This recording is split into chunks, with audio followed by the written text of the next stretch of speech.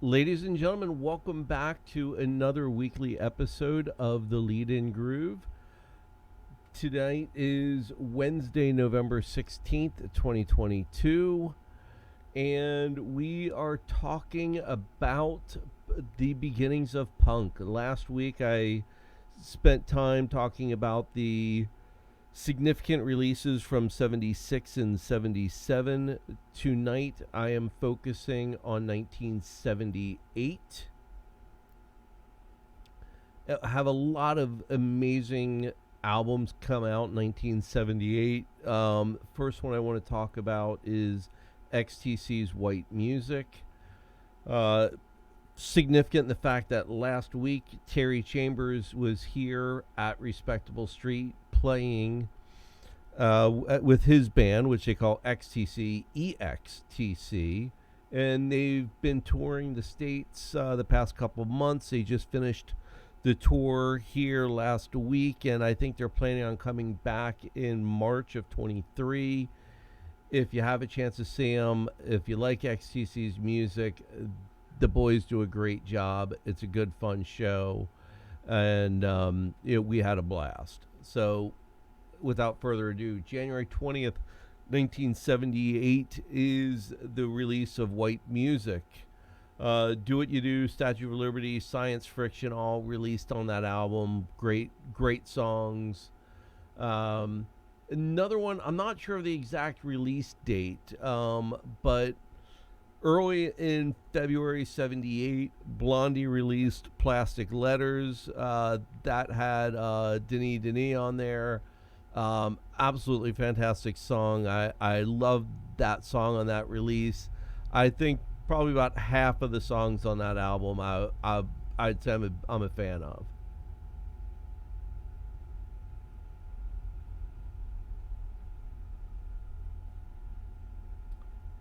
Ladies and gentlemen, welcome back to another weekly episode of the Lead In Groove. Tonight is November 16th, Wednesday, 2022. Last week we went over the significant releases from 1976 and 77. And tonight we're going to go through the releases from 1978. I'm bound to miss some. If I miss one of your favorites, drop a note in the comments section. Love to know what I missed. But again, I'm bound to miss something. So without further ado, January 20, 1978 gives us XTC's White Music. February, the following month, Blondie released her second release, Plastic Letters. February 11th, the Nina Hagen Band released their first album. March 10th brings us Buzzcocks.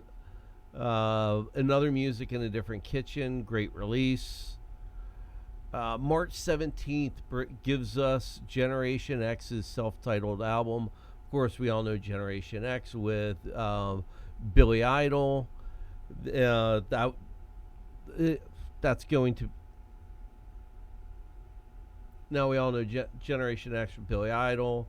Ready, Steady, Go, Kiss Me Deadly, 100 Punks. A lot of great songs on that album. April 1st gives us The Normal with Warm Leatherette, Daniel Miller. I did an entire episode on this. I'll put a link to the Daniel Miller episode I did below. Very interesting. I'm biased, I did it. But, great story about Daniel Miller and Mute Records. But I'll put that link down below. Another album another release I think was very significant. April 1978, the B-52s released the single Rock Lobster, which, I mean, let's face it, everybody knows it. It's significant, and damn it, it's a fun song. June 1st gives us the Dead Boys, We've Come for Your Children. June 3rd, the most significant release to so many of us. June 3rd, 1978 gives us Joy Division's An Ideal for Living. Warsaw, No Love Lost, Leaders of Men, Failures.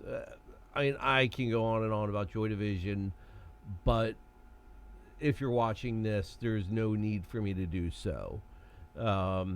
July 21st brings us Talking Heads, more songs about buildings and food. Another album that I think is criminally underrated. August 1st brings us Wires, Chairs Missing. August 28th brings us Devo's Are We Not Men. So many classics on there. We all love Devo. September 1st, just a few days later, Blondie released yet another album this year with Parallel Lines. One Way or Another, Heart of Glass. Again, I think that's probably her biggest, or should I say, their biggest release. Certainly their best known. September 8th gives us Ultravox's Systems of Romance. September 21st, Ramones' Road to Ruin. Yeah, I Want to Be Sedated's on there. Another just, I mean, it's the Ramones. Come on. October, The Residents, not available. Great, you know. I'm kind of torn on The Residents because, I mean, is it music? Is it not music? Is it noise? But I think it is certainly significant to the industrial music scene to follow. Lesser known than Throbbing Gristle, Cabaret Voltaire, but I think it kind of set a stage that allowed other people to follow and honestly do it better. October 1st gives us Sham 69, That's Life. Another one of my absolute favorite releases, October 13th, 1978, gives us Susie and the Banshees, The Scream, Hong Kong Garden, Helter Skelter, Overground. You know, Susie's one of those, for me, that, again, you know, up there with the Clash. I can just do no wrong. October 13th, XTC release second album this year, Go To. November 2nd, The Police gives us Outlandos d'Amour.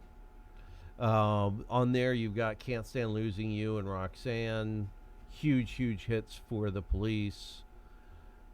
November 3rd, The Jam gives us All Mod Cons, Down in the Tube Station, another huge hit for them.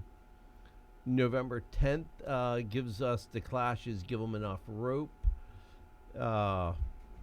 English Civil War, Safe European Home, Tommy Gunn, all on this album. November 24th gives us Two-Way Army with lead singer Gary Newman. December 4th gives us Throbbing Gristle, DOA, The Third and Final Report. December 8th, here's where I guess we say is the beginning of post-punk. Public Image Limited released first issue. Is it the beginning of post-punk? I'm going to say so because, you know, Sex Pistols are, you know, one of the first punk bands to come out, and Johnny Lydon comes out with a new band called Public Image Limited. That's got to be post, right? You know, again, that's one man's opinion, but feel free to tell me I'm wrong. I'm sure 30 people are going to chime in on that telling me I'm wrong. December 28th gives us The Cure's Killing an Arab. Great single, full album to come out the following year. Now, the following albums, I don't have dates for when they were released. I just know they were released in 1978. So let's start with These Boots Are Made for Walking by the Boys Next Door. Later known as The Birthday Party, which gives us the solo career of Nick Cave. Another release I don't have a date for is Adam and the Ants released a single of Lady and Young Parisians. The LA-based band Bags released Survive. I don't think the album itself is very significant other than the fact of who's in the band. We've got Patricia Morrison, also known as Pat Bag, in the band. She goes on to later join Sisters of Mercy and also fill in on with the Damned. Just very significant, worth mentioning. Rob Ritter is also in Bags, and he later goes on to form 45 Grave. Now, we're almost done here. Another album that I think is very significant is Big in Japan, released from Y to Z. Now, I don't know how significant that album is to the scene in itself, but what is significant is who is in Big in Japan. You've got Holly Johnson of Frankie Goes to Hollywood, Budgie of The Slits, Susie and the Banshees, The Creatures, Bill Drummond of the KLF and the Time Lords, Ian Browdy of the Lightning Seeds, Ambrose Reynolds, again, of Frankie Goes to Hollywood, and David Balfe of the Chameleons.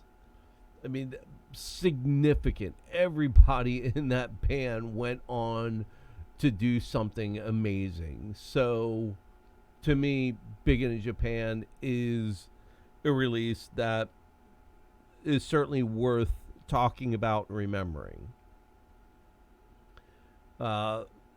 Fear, Now You're Dead, is also released in 1978, and Stiff Little Fingers released a single, Alternative Ulster. And that, my friends, is all I have for you tonight for 1978. I will post up as a Spotify playlist to as many of the bands, or at least some of the songs that I can, and we will catch you next week.